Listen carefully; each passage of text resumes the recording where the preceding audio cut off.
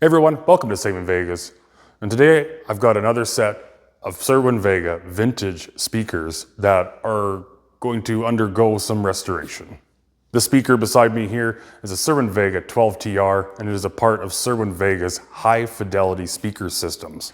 Cerwin Vega's high fidelity speaker systems can be broken down to three different categories. They had the shelf speaker systems, the tower and sub systems, and then the floor standing speaker systems. And obviously you can tell by the look of this one, this falls into the tower speaker systems category. Obviously there's no woofer on the front baffle of the speaker. I'll take the grill off here in a second, but this 12TR does feature a floor firing 12-inch woofer. And that woofer is mounted up at the very bottom, and that's why you see the two sides of the cabinet come down, and you're left with this gap here, and then that woofer fires down at the floor. But that's the woofer. I'm gonna take the grill off and we'll take a look and see what is on the front baffle of these 12TRs.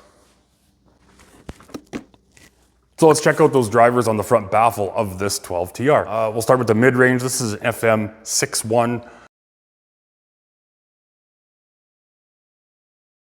Similar mid-range that was used in the 417R that I did the restoration videos on. There are some slight differences. The only real difference between the two mid-ranges is the one in the 417R had its own metal enclosure.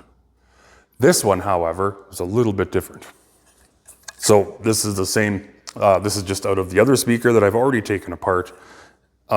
First off, huge magnets on these things, and I knew that, yeah, with the 417Rs, even though it had the enclosure around it, they're heavy. But you notice this one isn't sealed. It doesn't have that enclosure over top of it. So it's the same mid, be the same thing inside there, only this one doesn't have that enclosure behind it. It is an open basket, and this is just what they used. But inside of here, it is sealed off. So it's the cabinet itself that actually seals this mid-range instead of having its own kind of cup over the back of it. Looking at these mids closely, these do appear like they've been painted. I'm not gonna do anything about that or try to remove that because I do not want to damage it. Anyways, that's the mid. And for the tweeter, we have this beautiful looking horn tweeter on the top, and this is the model number would be SH10 for this guy. There are a couple different variations of these tweeters. The other model number I think is a DH10. Same diaphragm, same magnet structure used, so essentially the same thing, but instead of this aluminum spun waveguide or horn, whatever you want to call it, I believe it's black. Here's a picture I was able to find of a DH10 tweeter. As you can see, the waveguide for this tweeter is different. It's black, it's not aluminum, and the diaphragm doesn't appear to sit as deep into it as the SH10. But as for the magnet and the diaphragm for this tweeter, they are pretty much the same. I was trying to find a picture of a different model that used this, and this is really the only one I found, and it's on the brochure for the series. All the other A123 pictures that I was able to come up with on the internet use a different tweeter. So I'm assuming this is maybe used in some of the very earlier versions of the speaker, and things potentially changed along the years. Looking at the back of this SH10 tweeter, you can see it's quite a large magnet on these. And you can also notice it's been written on the back here, S1. Same tweeter that was in the famous Cerwin Vega S1, considered a bookshelf speaker, a very popular, very good sounding speaker as well. They use these same tweeters. Now, I did shoot a frequency response of this, but I did not do the woofer or the rear horn. I just did a frequency response measurement of the tweeter and the mid-range on the front baffle, because that's really what's kind of throwing towards you. And the reason I didn't do the back reflecting driver, the tweeter, which I'm going to get to in a second, is because if I'm taking a measurement the way I do it in here, doing a gated time window measurement, I would have no idea by the time that rear tweeter reflects off of the wall and comes to the microphone. I'd have no idea if that was the rear tweeter reflecting that you're supposed to hear, or if it's other reflections off the floor or off the ceiling. So there's no way for me to gate that measurement properly to get an accurate measurement of this speaker. So it does kind of make things a little difficult. Here is the frequency response measurement I got from the tweeter and the mid-range on the front baffle. And it's not as smooth as I thought it might be. This is with all the adjustments all the way up. I suspected some dirty pots in there. I needed to clean some of the adjustments. It was kind of affecting the tweeter a little bit, but either way, this is my initial measurement. I did want to take this because I want to do another one after I'm done with them, and hopefully we're going to see some improvements. One of the other things I noticed when I was hooking everything up with these speakers is you can see where the blue line and the yellow line cross. That is the mid-range and the tweeter. Where they cross, that overall measurement in white should sum and it should come up, but it doesn't. It actually dips a bit. And I found that the tweeter had actually been hooked up backwards. And after swapping that back around, it did improve things a little bit. And again, I didn't do the woofers, and I'll show you why. We're gonna get to the woofers first. I'll do the woofer, and then I'll get to that rear reflecting tweeter. Okay, so for the woofers, this is their condition. They're not good. And this cone actually isn't too bad. Again, you gotta remember, these are from 1981, so these are 40-plus-year-old woofers, so the paper material, they're well used, abused maybe, who knows. This one doesn't look too bad. It's still fairly rigid. There's really no tears or like a little bit of layers missing here and there, but they're still pretty rigid for the most part. Problem is, this one's, it's stuck. It is, chances are it was been overpowered or the foam had rotted and they were unaware, because remember, it's in the cabinet facing the floor. You don't see it all the time unless you get down and take a look at it. Chances are the foam had rotted away on it and it was left to move around freely. That voice coil wouldn't have been centered. You're rubbing, you're causing extra heat. Things would have got hot and either shorted out, or I'm guessing what has happened with this one is it got so hot that the adhesive attaching the voice coil wire, so the windings, everything that glues that to the former would have started to let go and is probably all piled up inside there. But so that's one thing I'm going to be doing to these is both woofers definitely need to be recombed. So I had to contact Brew City Audio because I want to get some recone kits and I wanted them to be as proper as possible. So that's who to go to for proper Cerwin Vega recones. I stumbled across something a little weird. Even me and the owner of these, when he brought them here, he brought them to me with the woofers out of them. He had already taken them out. I noticed something a little strange looking at the model numbers. So the model number of this one shows 122W4. There it is there, 122W4. That is the proper model number for the 12-inch woofers for these 12TRs. The other one, which again, cone and everything looks the same. This one's had a little bit more damage, I think. I got, yeah, it's rough. This one moves somewhat freely inside the gaps, so this one hadn't really been toasted yet, but let's look at the model number of this guy. Ooh, so you guys can see, this is 122S4. So this would be a woofer that goes into the Cerwin Vega S1. Everything looks the same though. The 122S4 and the 122W4 woofers essentially are both the same. I'm not 100% sure on this, but I think the 122S4 is intended to have the blue cone, which you see on the S1 Cerwin Vega bookshelf high fidelity speaker system, where these ones were not. I've got a 122W4 and a 122S4, but thankfully they can both be reconed for the proper 122W4 woofer. The cones are the same. That was the other thing I looked at, and I missed that first when we were trying to determine. Really what I had to do was check the resistance, and it was really hard to do, especially for the one that was locked up, because, Well, that's not going to give you anything. This one, I was able to get a reading on it. Again, it's tough to do without the foam on it, so that makes it difficult. Both cones are marked with 12.2W. Right there, 12.2W. This one has a 2. This one's a little harder to read, but here you go, 12.2W. So they're both the same cones. So that's everything about the woofers and kind of what I came across, and just kind of gave me a little bit of a confusion when I'm trying to order the right parts for everything. But we got it all sorted out. The 12.2 S4 woofer can be reconed as a 12.2 W4. Also, some more variances in parts, and they use different stuff along the years or whatever they had laying around, is that rear reflecting horn. So these are the tweeters that were in these 12 TRs in the back. This is a HS5 tweeter. The majority of pictures that I've been able to find of the 12 TRs used these as the rear reflecting tweeter. I was also able to find some pictures that used these tweeters in the back of the 12 TRs. So it's kind of either or. And looking at these cabinets, they are countersunk a little bit around the opening for the rear tweeter, and it is a perfect fit for these to slide into to kind of have them flush mounted. Now I want to kind of pay attention to the enclosure itself.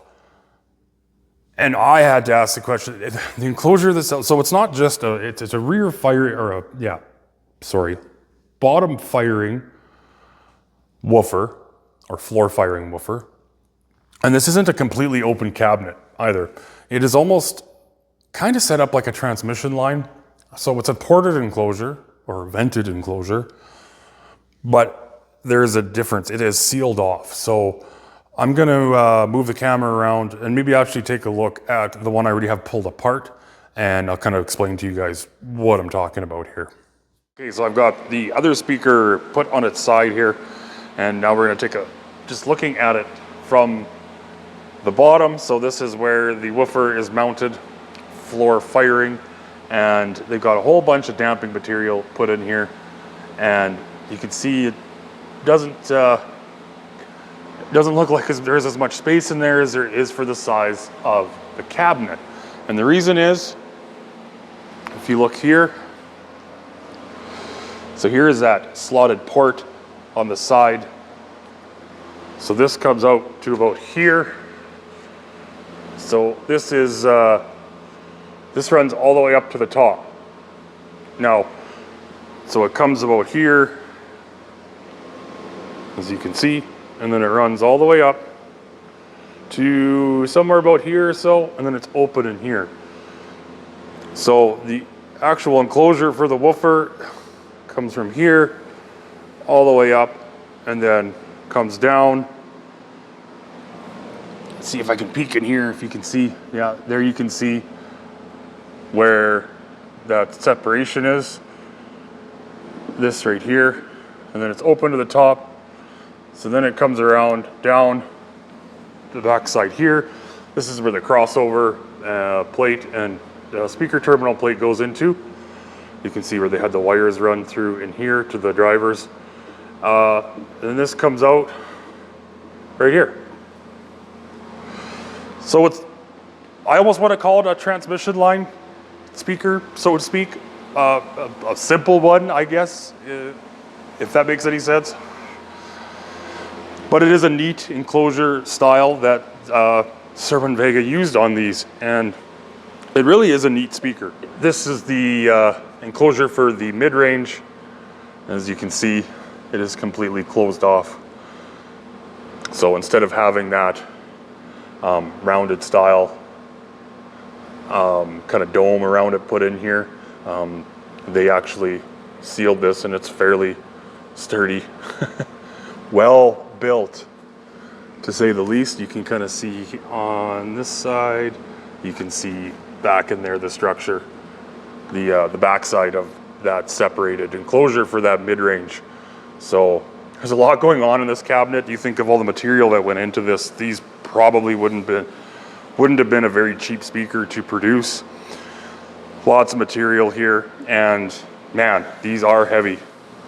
I don't know the actual weight. The specs didn't show what the weight is of these speakers, and that would be with the drivers and everything included.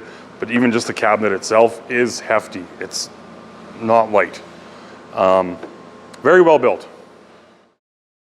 Here we have the terminal plate for the 12TR, and on the back of it, you've got a few things going on here. You've got a manual reset. That is for the two tweeters. It's just an overload protection. To the right of that, you've got the overall fuse protection.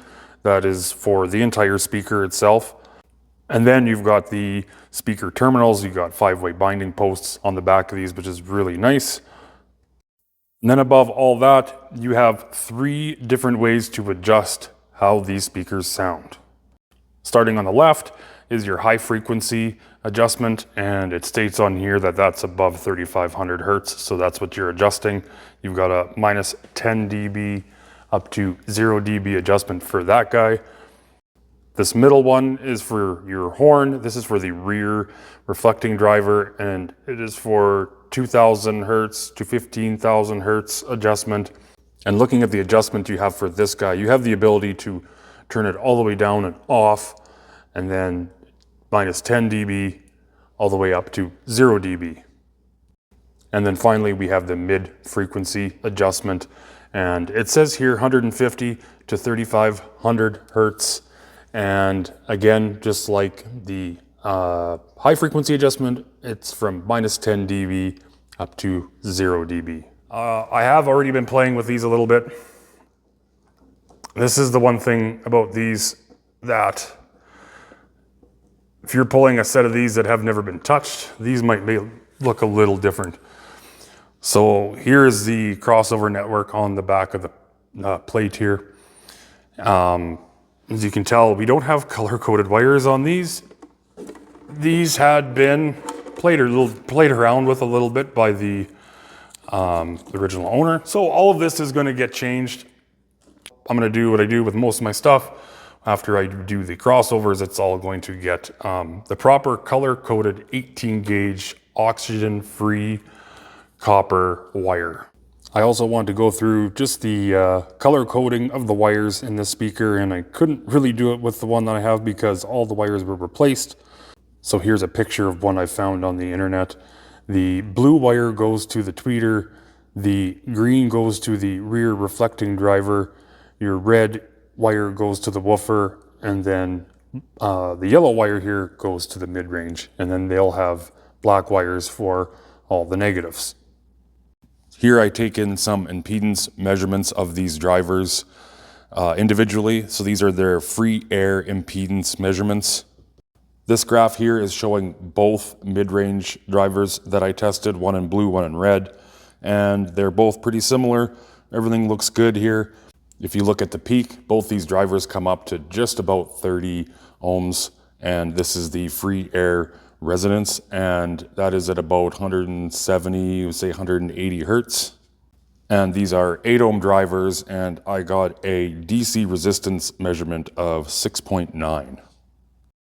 Next we have the HS5 tweeter impedance graph. This is the rear reflecting tweeter, and here is the graph here again, both of them done in blue and red on the same graph, and as you can see they look really similar. Again, everything looks really good here. Looking at the resonant frequency of these tweeters, you can see on the graph here where it peaks up to a little under 15 ohms. These tweeters have a free air resonant frequency of about 1200, 1300 hertz. And for the DC resistance measurement, I got 7.2. Now looking at the SH10 tweeter, here we see some differences, and they're not as even as the rest of the drivers were. You can see at the beginning of the graph on the left, you can see they're at different levels, and that is going to be your DC resistance. So the one in the blue is showing a little lower than the one in the red. So for these two tweeters, I got a DC resistance of 4.1, I believe I got on the one in the blue, and then I got 4.6 in the one in the red. Now looking at the free air resonant frequency of these two tweeters, this is where the big difference is. The red one is the one I believe is the good one. It also sounded a lot better when I ran the test. You could hear the blue one, that something just wasn't quite right. And even with the red one, you've got two little peaks, but I'm going to give the free air resonant frequency of these tweeters, should be around this 1700 hertz. Or this blue one, the other one, and it didn't even sound right when I ran the chirp test through it, and it didn't come up as high. It kind of lumped a little bit longer, and there was a bit of a buzzing sound when I ran the test. So this leads me to believe we might have something going on with the one that tested in the blue there, and I'm going to have to look at that a little closer and just see what's going on, and hopefully we won't have to replace a diaphragm. Here's just an overall frequency response of the front tweeter and front mid-range. This was really with me turning all the adjustments up, and I haven't touched anything at this point, and you can see it was a little rougher than I thought it was going to be. You can see at in between the 6 and 7 kilohertz here, you've got this dip, and that's at that crossover point between the tweeter and the mid-range. So this is the frequency response I shot initially without even looking at anything and how things were hooked up. And after looking at the individual driver's frequency response, and I could see, and I showed it earlier, where the response of the mid-range and the tweeter, where they cross, it didn't sum up, they actually kind of dipped a bit. That's where that dip is, in between 6 and 7 kilohertz. So I just shot another measurement, and here's that other measurement, and this was after reversing the polarity on the tweeter. And you can see by this measurement, reversing the polarity on the tweeter really helped with that dip in between 6 and 7 kilohertz. But doing that also did affect the mid-range frequency a little bit, and it caused this little dip at about 1700 hertz.